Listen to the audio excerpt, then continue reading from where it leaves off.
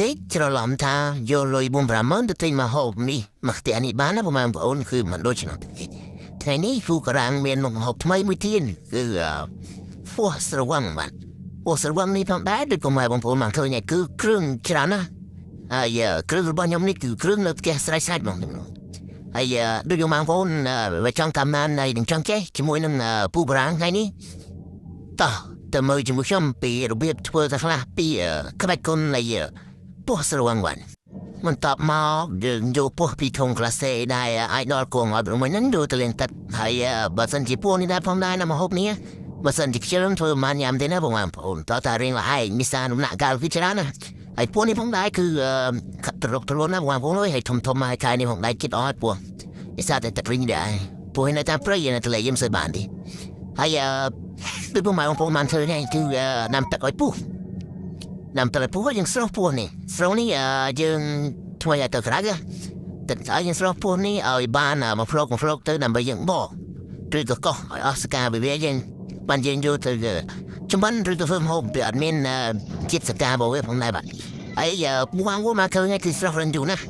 បន្ទាប់ពីស្រោះមកយើងកោះវាទេណាបងប្អូនគឺដំណាក់កាលគឺច្រើនណាហើយរបៀបកោះគឺយកសម័យយើងនៅចានហ្នឹងមិនសិនទៅប្រាប់បាយយើងកុំចេញទេទៅទៅជួបសម័យនៅចានហ្នឹងកោះហើយកុំតែមកកោះហួយហើយក៏រៀបចំ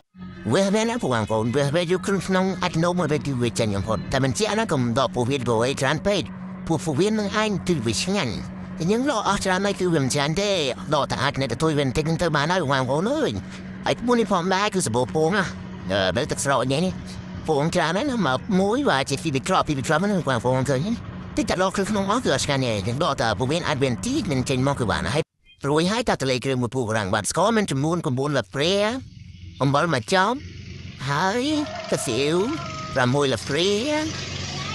ហើយដាក់ទុក1លព្រាទឹកត្រី5លព្រាហើយរ៉ូឌីមិនតិចទៅរ៉ូឌីខ្ញុំគិតអស់ហើយខ្លាញ់3លព្រាហើយប្រេងខ្យងគិតអស់ដែរខ្ញុំដាក់ឲ្យចំនួន2លព្រា3លព្រាអីហ្នឹងដាក់តាមដាក់គូទៅបងប្អូនហើយក៏ចាក់ទឹកមកពេលបន្ថែមហើយខែមកទេហុយវាមានតែរសជាតិឆ្ងាញ់តែនៅមិនតន់អស់ណាដាក់លក្រូចថែមទីដើម្បីមានក្លិនឈ្ងុយប្រហែល